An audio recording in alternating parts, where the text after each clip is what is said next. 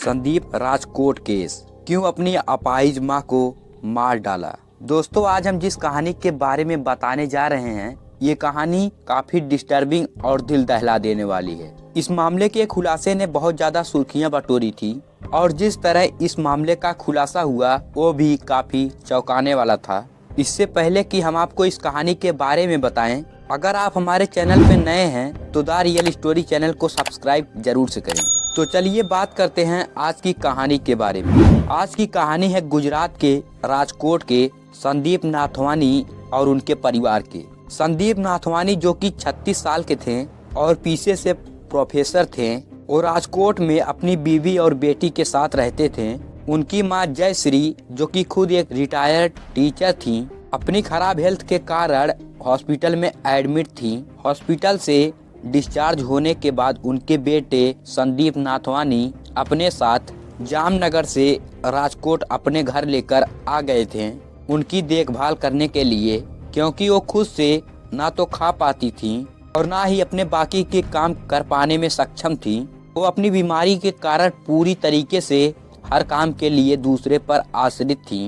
संदीप के अलावा जयश्री नाथवानी की 2 बेटियां भी थीं, जिनमें से एक की शादी हो चुकी थी और एक की शादी नहीं हुई थी और वो जामनगर में रहती थी। संदीप नाथवानी अपनी मां जयश्री नाथवानी के इकलौते बेटे थे, इसलिए उनकी देखभाल की जिम्मेदारी भी संदीप पर पूरी तरीके से आ चुकी थी। जब से जयश्री नाथवानी संदीप नाथवानी के घर आई थी, तब से उनकी बीवी और उनके बीच काफी झगड़े होने लगे थे। जयश्री नाथवानी को लेकर संदीप की पत्नी के लिए जयश्री नाथवानी की सेवा करना सरदर्द बन गया था, जिसके लिए वो हमेशा संदीप से झगड़ा करती रहती थी। बहन की शादी को लेकर भी घर में काफी तनाव था। घर में हमेशा तनाव और झगड़े का माहौल रहता था। 27 सितंबर 2017 को राजकोट रामेश्वर के दर्शन एवेन्यू बिल्डिंग के जयश्री नाथवानी की बॉडी बिल्डिंग के कंपाउंड में पड़ी मिलती है। बिल्डिंग का गार्ड भागकर तीसरी मंजिल पर संदीप नाथवानी को बुलाने जाता है। संदीप नाथवानी अपनी मां की मौत की खबर सुनकर जल्दी से भागकर आता है और अपनी मां की मृत शरीर को देखता है। जब पुलिस आती है और पूछताछ करती है तो पुलिस को संदीप नाथवानी बताता है कि उसकी मां काफी बीमार थी। उन्हें अपनी दैनिक दिनचर्या का पालन करने और चलने फिरने में भी सहारा लेना पड़ता था।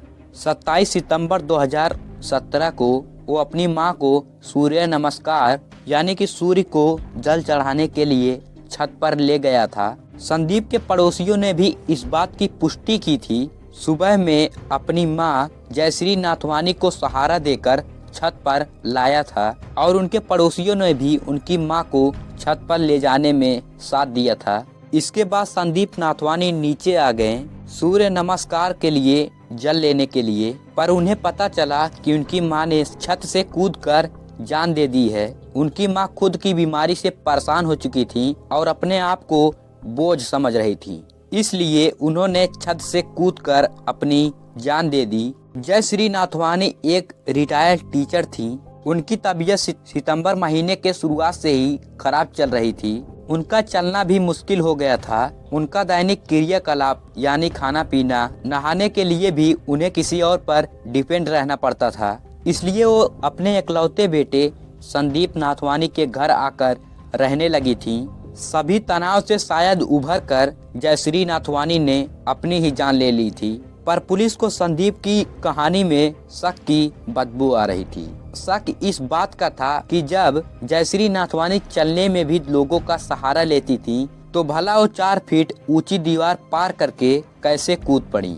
कुछ तो था जो कि संदीप नाथवानी छुपा रहे थे, पर पोस्टमार्टम रिपोर्ट में भी ऊंचाई से कूदने का कारण ही बताया गया था। पोस्टमार्टम रिपोर्ट में भी किसी तरह का झड़क और सुझाव करने का रिपोर्ट नहीं मिला था और ना ही किसी ने जयश्री नाथवानी के चीखने चिल्लाने की आवाज सुनी थी। संदीप के पड़ोसी भी संदीप की बताई कहानी पर पुष्टि कर रहे थे। कहीं से भी पुलिस को संदीप नाथवानी के खिलाफ पुख्ता सबूत नहीं मिल पाया था। अभी तक ये केस सुसाइड केस ही लग रहा था। जयश्री नाथवानी एक रिटायर टीचर थी, एजुकेटेड थी और उनके बच्चे भी एजुकेटेड थे और सभी अपनी अपनी लाइफ में सेटल्ड थे। सभी तरीके से परिवार संपन्न था। तो फिर भला ऐसा क्या हुआ कि जयश्री नाथवानी ने अपनी ही जान ले ली? क्या सच में वो खुद को अपने बेटे और बहू के ऊपर बोझ मानने लगी थी? अपने बेटे और बहू के बीच तनाव और झगड़े को लेकर जान दे दी, या फिर अपनी ही लाचारी से दुखी होकर उन्होंने ऐसा कदम उठाने का फैसला किया? आखिर क्या मजबूरी रही होगी जो कि जयश्री नाथवानी ने हत्या कर ली? जिन बच्चों को उन्होंने बचपन से पढ़ाया और उनको पाल पोस कर बड़ा किया, उन्हें काबिल बनाया, आज वही माँ उन पर बोझ हो चुकी थी। क्या अपने बच्चों से बुढ़ापे में सहारे का उम्मीद रखना जयश्री नाथवानी को गलत लगने लगा था? क्या उनके आत्मसम्मान पर चोट कर रहा था जिसके कारण उन्होंने अपनी जान ले ली थी, या फिर सच कुछ और था? जयश्री नाथवानी के मौत के 3 महीने बाद एक चौंका देने वाला खुलासा हुआ। पुलिस को एक गुमनाम चिट्ठी मिली, एक चिट्ठी जिसमें जयश्री नाथवानी के मौत का खुलासा लिखा हुआ था। चिट्ठी में जो कुछ भी लिखा हुआ था वो जयश्री नाथवानी की कहानी पर कुछ अलग ही बयां कर रहा था। किसने भेजी थी ये चिट्ठी और क्या लिखा था इस चिट्ठी में? क्या ये केस को गुमराह करने की साजिश थी या कुछ और? इस चिट्ठी में जो कुछ भी लिखा था संदीप नाथवानी के बताई कहानी का बिल्कुल उल्टा था। उस चिट्ठी के अनुसार जयश्री नाथवानी ने सुसाइड नहीं किया था, बल्कि उनकी हत्या की गई थी। पुलिस को चिट्ठी मिलते ही पुलिस ने बिल्डिंग की सभी सीसीटीवी की छानबीन की। छानबीन के दौरान और सीसीटीवी फुटेज से ये बात सामने आई, जयश्री नाथवानी को उस दिन संदीप नाथवानी छत पर तो जरूर ले गए थे, पर उन्हें उनको ले जाने में काफी ज्यादा दिक्कत आ रही थी। यहाँ तक कि जयश्री नाथवानी खुद अपने चप्पल तक भी पहन नहीं पा रही थी। उन्हें चप्पल भी खुद संदीप नाथवानी को पहनानी पड़ी थी। उन्हें लगभग 4 से 5 सीढ़ियाँ चढ़ने में भी 15 मिनट का समय लगा था। ऐसे में ये सोचने वाली बात है कि जयश्री नाथवानी भला कैसे 4 फीट ऊंची दीवार को पार कर खुद से छत पर से कैसे कूद सकती हैं, वो भी जब उनसे दीवार 10 फीट की दूरी पर हो। वो भला वहां तक कैसे खुद चलकर गई होंगी?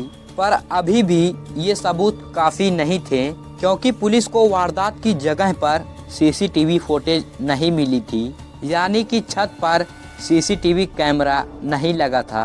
पूरे बिल्डिंग में सिर्फ छत ऐसी जगह थी जहां पर सीसीटीवी कैमरा नहीं लगा था, इसलिए वहां उस वक्त क्या हुआ था ये किसी को पता नहीं था। पर पुलिस को इतना कंफर्म हो गया था कि जयश्री नाथवानी ने आत्महत्या नहीं की थी, बल्कि उनकी किसी ने हत्या की है। और जब बिल्डिंग के बाकी लोगों ने पुलिस को ये बात बताई कि संदीप के बीबी का मौत के बाद का रवैया काफी चौंकाने वाला था और अजीब था।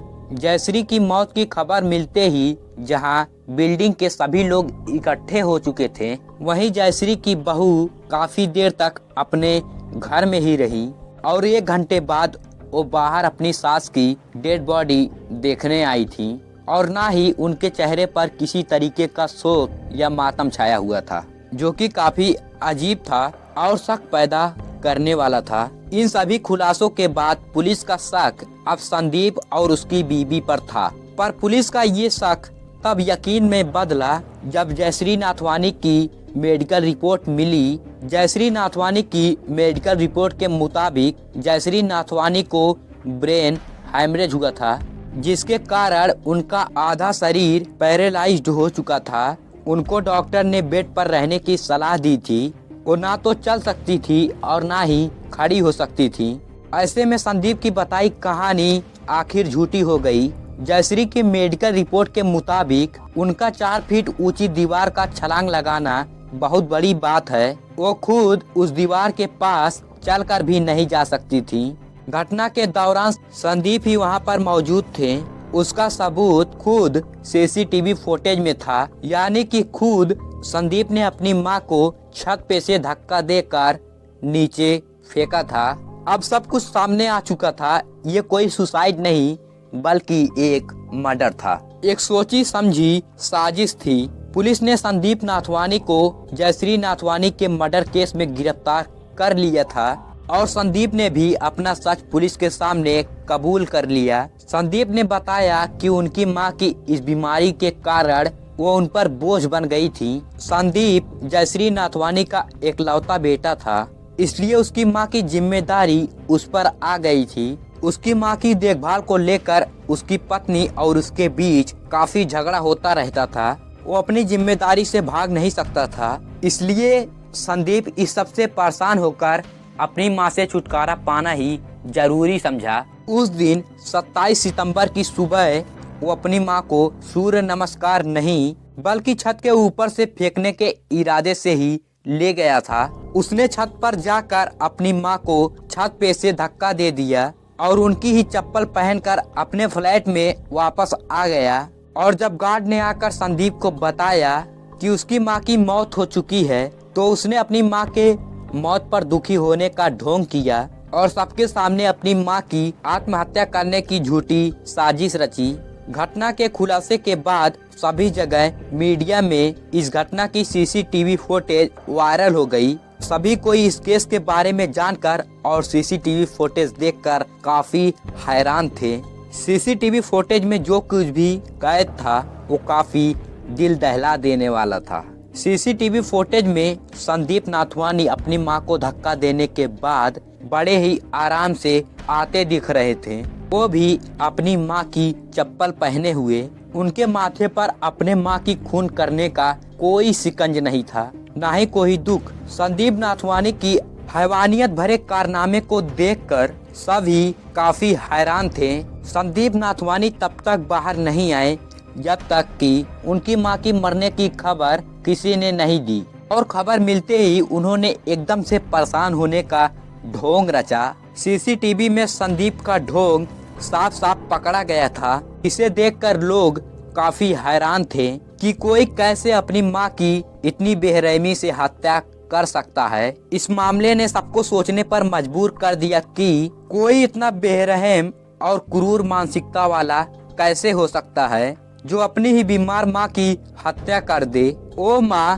जिसने कभी हाथ पकड़कर चलना सिखाया था, जिसने कभी उसके बीमार होने पर उसकी तबीयत का ध्यान रखा, उसे सहारा दिया था और पाल पोस कर बड़ा किया था। इस केस के खुलासे के बाद जब संदीप नाथवानी को हिरासत में लिया गया, तब संदीप की हालत खराब हो गई। उसके सीने में दर्द होने लगा, जिसके कारण उसे अस्पताल में एडमिट किया गया और उसको हॉस्पिटल से डिस्चार्ज होने के तुरंत बाद उसे हिरासत में ले लिया गया। संदीप नाथवानी के पड़ोसियों ने भी संदीप के जुर्म की गवाही दी। उस दिन उन्होंने भी जयश्री नाथवानी को सीढ़ियां चढ़ने में मदद की थी, ये जानकर कि वो उनकी मदद कर रहे हैं। पर उन्हें क्या पता था कि वो संदीप की काले कारनामे में उनकी मदद कर रहे हैं। उन्होंने संदीप के ढोंग पर एतबार कर लिया था। उन्हें लगा था कि सच में संदीप नाथवानी अपनी बूढ़ी बीमार मां के मर जाने पर दुखी है, पर उन्हें क्या पता था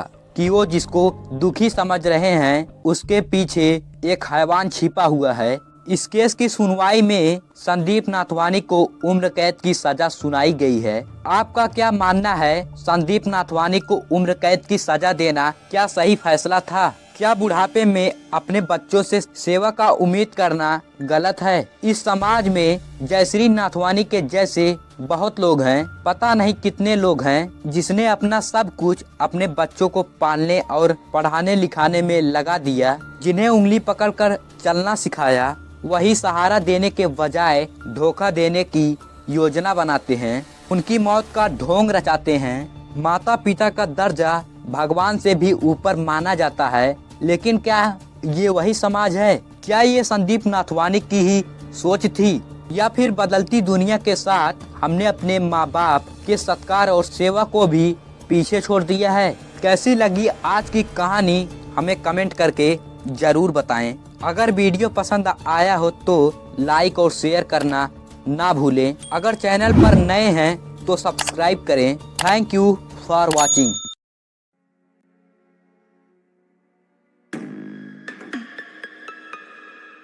आजकल की भाग दौड़ भरी जिंदगी में सुकून के 2 पल बिताने के लिए अक्सर लोग मॉल या रेस्टोरेंट के तरफ अपने दोस्तों के साथ निकल जाते हैं। नोएडा की एक कंपनी में काम करने वाले ब्रजेश राय भी दिन भर की थकान को दूर करने के लिए काम के बाद अपने 5 दोस्तों के साथ एक मॉल में स्थित रेस्टोरेंट में चले जाते हैं। इस बात से अनजान कि इन 6 दोस्तों में एक दोस्त की शाम आखिरी शाम है। सभी दोस्त जमकर पार्टी करते हैं। यहाँ तक सब कुछ अच्छा चल रहा होता है कि तभी यहाँ एक छोटी सी घटना घटती है, मगर इस छोटी सी घटना का अंजाम इतना भयानक होता है कि किसी ने कल्पना भी नहीं की थी। तो आखिर वो घटना क्या थी और इस पूरी कहानी की शुरुआत कैसे हुई, चलिए जानते हैं आज के इस वीडियो में। हम कहानी शुरू करें उससे पहले अगर आपने वीडियो को लाइक नहीं किया है तो लाइक करके द रियल स्टोरी चैनल को सब्सक्राइब जरूर से करें। चलिए कहानी शुरू करते हैं। ये पूरी कहानी ब्रजेश राय नाम की एक व्यक्ति की है। ब्रजेश राय बिहार के सिवान के रहने वाले थे। उनके पिता का नाम श्रीकांत राय था। ब्रजेश के एक बड़े भाई इंडियन एयरफोर्स में हैं, जबकि ब्रजेश नोएडा में ही जेएलएन फिनिक्स कंपनी में मैनेजर के तौर पर काम करते थे। वहीं ब्रजेश की पत्नी डीपीएस स्कूल में नोएडा में टीचर हैं।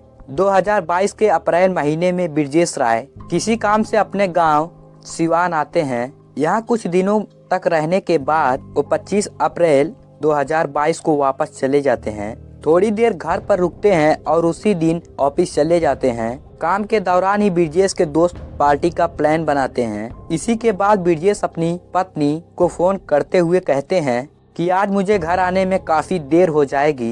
इस कारण ब्रजेश की बीवी कहती हैं कि मुझे तुम एक चार्जर लाके दे दो, तब पार्टी में चले जाना। तो इस कारण ब्रजेश सीधा पार्टी में ना जाकर पहले चार्जर लेकर घर आते हैं और पत्नी को चार्जर देकर तुरंत ही घर से निकल जाते हैं। ब्रजेश पार्टी के लिए निकल जाते हैं, लेकिन तय समय तक वापस नहीं आते हैं।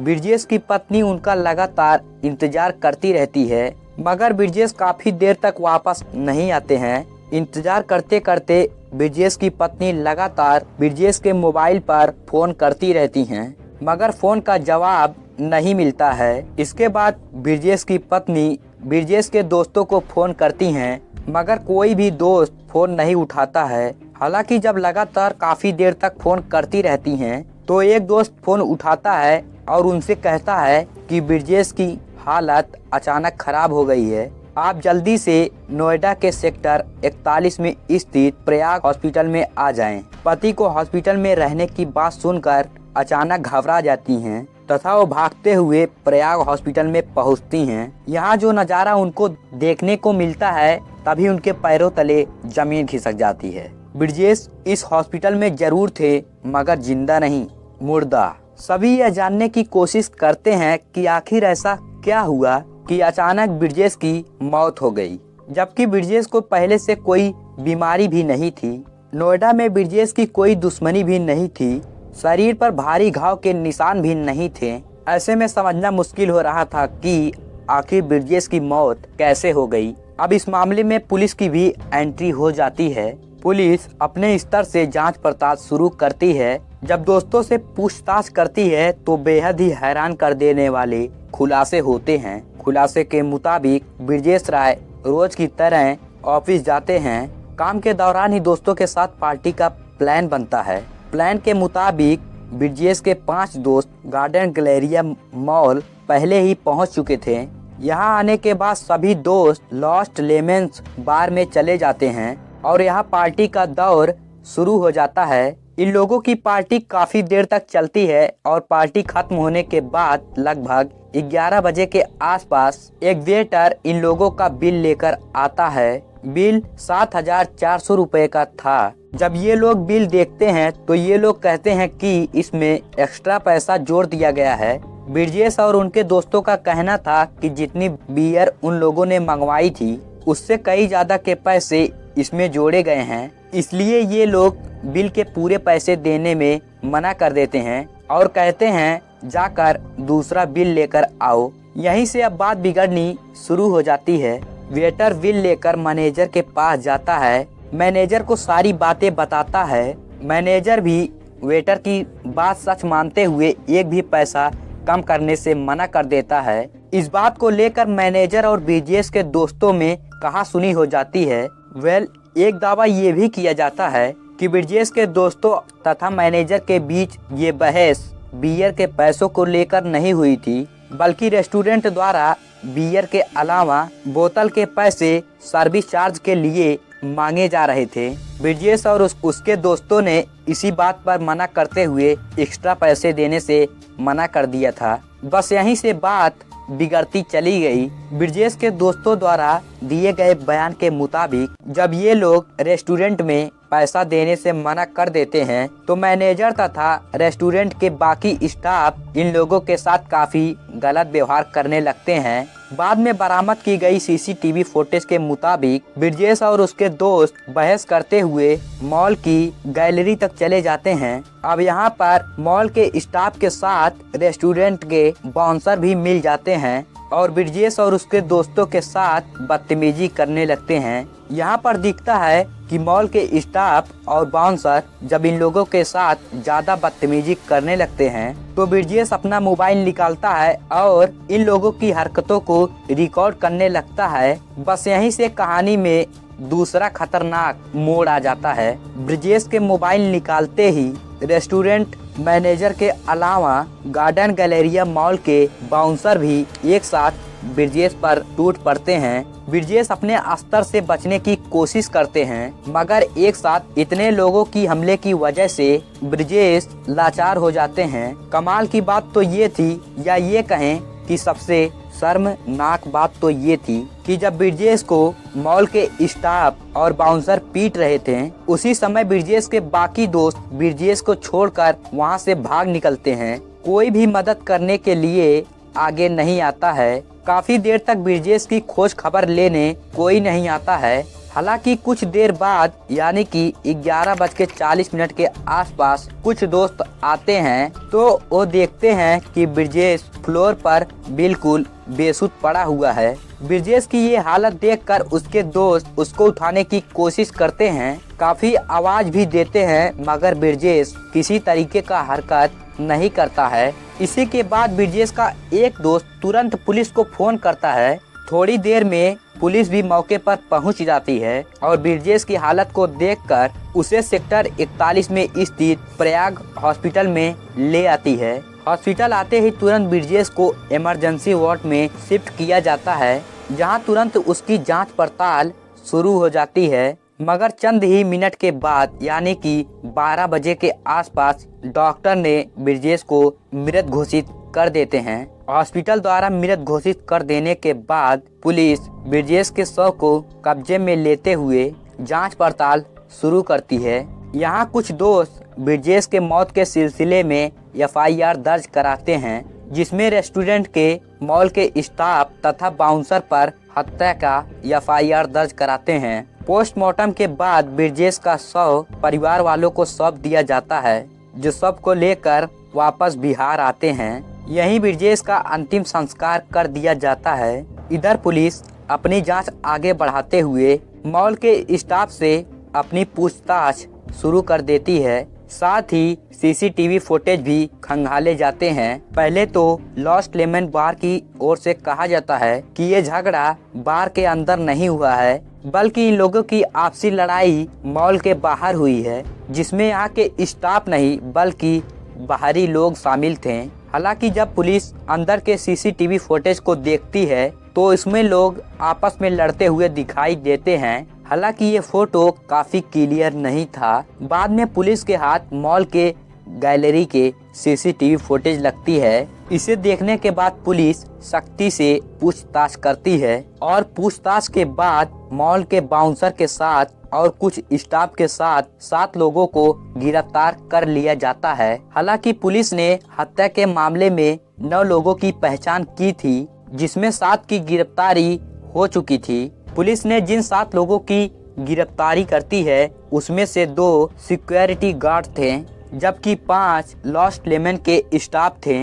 गिरफ्तार लोगों में मैनेजर सुंदर सिंह रावत के अलावा कुबेर सिंह बंगारी, हिमांशु कुमार, देवेंद्र सिंह, मैडी ठाकुर, गुड्डू सिंह कपूर उर्फ नाहर सिंह शामिल थे। इस मामले में 2 आरोपी फरार हो जाते हैं। हालांकि पुलिस भी उन्हें कुछ ही दिनों बाद गिरफ्तार कर लेती है। फिलहाल सभी जेल में हैं और पुलिस तत्काल ही रेस्टोरेंट को सील भी कर देती है ताकि सबूत के साथ छेड़छाड़ ना हो सके। नोएडा पुलिस के मुताबिक किसी भी दुकान में बाउंसर रखने की इजाजत नहीं है, जबकि इस मॉल में बाउंसर थे तो इस मॉल पर भी FIR दर्ज किया जाता है। कुछ दिनों बाद ब्रिजेश राय की पोस्टमार्टम रिपोर्ट भी आ जाती है, जिसमें खुलासा होता है कि ब्रिजेश की बुरी तरीके से पिटाई की गई थी। इस मारपीट के दौरान उनके पेट तथा सर पर जोरदार वार हुआ था। सर पर गहरा चोट लगने की वजह से उनकी मौत हो गई। वैसे पुलिस के नज़र में मॉल के स्टाफ और बाउंसर ब्रिजेश के मौत की जिम्मेदार थे, लेकिन ब्रिजेश की पत्नी ब्रिजेश के साथ पार्टी करने आए दोस्तों पर भी गंभीर आरोप लगाती हैं। ब्रिजेश के पत्नी के मुताबिक ब्रिजेश के साथ इतनी बड़ी घटना हो गई,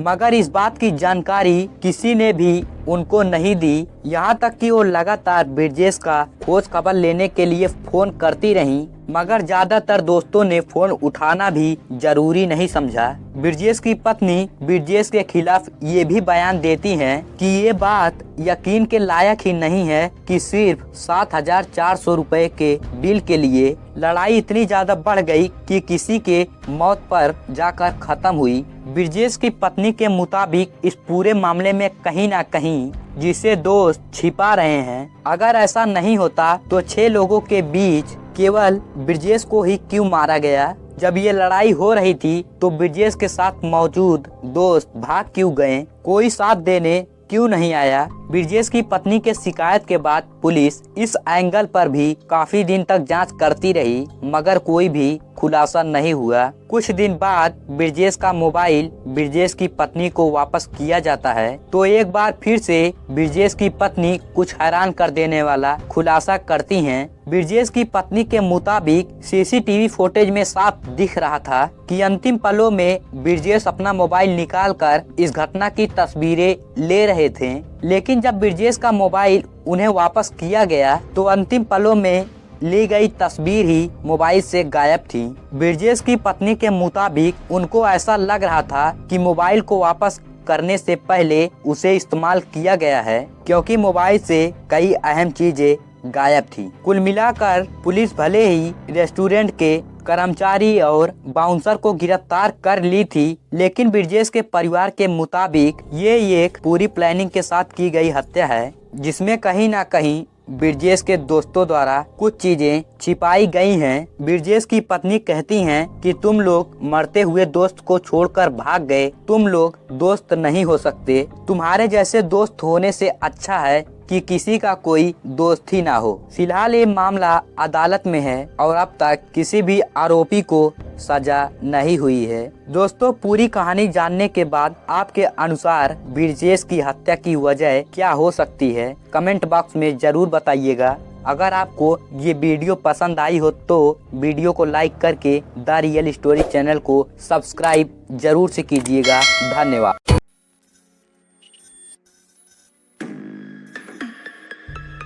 वो एक दरिंदा है, वो एक बलात्कारी है, वो एक कातिल है। उसे आप सीरियल किलर भी कह सकते हैं या सीरियल रेपिस्ट भी। वो मासूम बच्चों को अपनी जाल में फंसाता था और उनका अपहरण करके उनके साथ रेप करके उन्हें मौत की नींद सुला देता था। उसके दिल में रहम नाम की कोई चीज़ नहीं थी। उसे बच्चों की, मासूमों की चीख पुकार से कोई फर्क नहीं पड़ता था। वो बस अपना शिकार करता था। एक कहानी है एक दरिंदे की या कहीं एक रेपिस्ट की।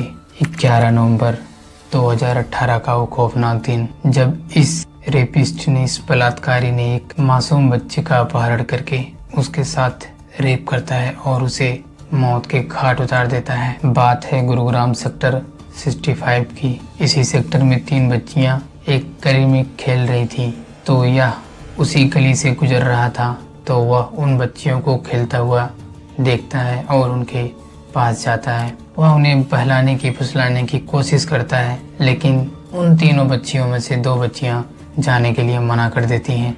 लेकिन उनमें से जो सबसे छोटी थी जो 3.5 साल की बच्ची थी वह इसके साथ चलने के लिए तैयार हो जाती है। वह उसे पैसों का लालच देता है, 10 रुपए की नोट दिखाता है और दुकान पर जाने के लिए बोलता है। तो लड़की उसके साथ चलने के लिए तैयार हो जाती है और उसके साथ निकल जाती है। वह उसे अपने साथ सुनसान इलाके में ले जाता है। उसके साथ वह बलात्कार करके उसका यौन शोषण करता है और उसे जान से मार देता है। उसके बाद वह अपनी झुग्गी से अपने घर से भाग जाता है। अब बच्ची जब घर पर नहीं लौटती है, काफ़ी टाइम गुजर गया होता है, तो परिजनों को चिंता होने लगती है। तो परिजन छानबीन शुरू करते हैं, बच्ची को खोजना शुरू करते हैं। जब बच्ची नहीं मिलती है काफ़ी देर खोजने के बाद, तो वहाँ के लोग पुलिस को कॉल करते हैं। पुलिस मौके पर पहुँचती है और बच्ची की छानबीन करती है। तो बच्ची का शव अगले दिन एक मंदिर के पीछे मिलता है। जब पुलिस और परिजन उस बच्ची का शव देखते हैं तो हैरान हो जाते हैं और उनके बॉडी से कंपन होने लगता है। बच्ची का शव बहुत ही विकृत हालत में पड़ा हुआ था। उसके शरीर पर कटे फटे के निशान थे और चेहरे पर एक पॉलिथीन लपेटा हुआ था। सिर को पत्थरों से पूरी तरह से कुचला गया था। बच्ची के प्राइवेट पार्ट में ईंट के कुछ टुकड़े और लकड़ियां ठूसी गई थी। इस बच्ची की इस हालत को देख पुलिस वालों का और वहाँ के लोगों का दिल दहल जाता है और वह सोचने पर मजबूर हो जाते हैं कि आखिर 3 साल की बच्ची के साथ इतनी बर्बरता कैसे कोई कर सकता है। पुलिस शव को कब्जे में लेती है और पोस्टमार्टम के लिए भेज देती है।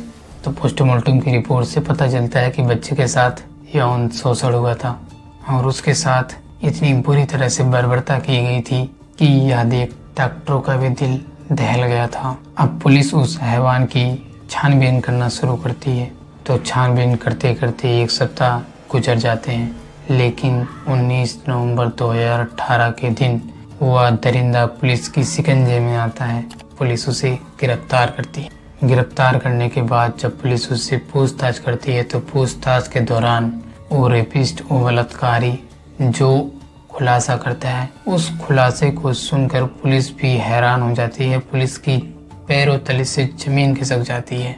दरअसल वह पुलिस को बताता है कि इस बच्ची के साथ हैवानियत करने से पहले उसने 8 और बच्चियों के साथ हैवानियत की थी और उन्हें मौत के घाट उतार दिया था, जिसमें से उसने केवल एक बच्ची को जिंदा छोड़ा था। या दिल्ली, गुरुग्राम, झांसी, अलग अलग जगहों से बच्चियों का अपहरण करता था और उनके साथ यौन शोषण करता था और उन्हें मौत की घाट उतार देता था।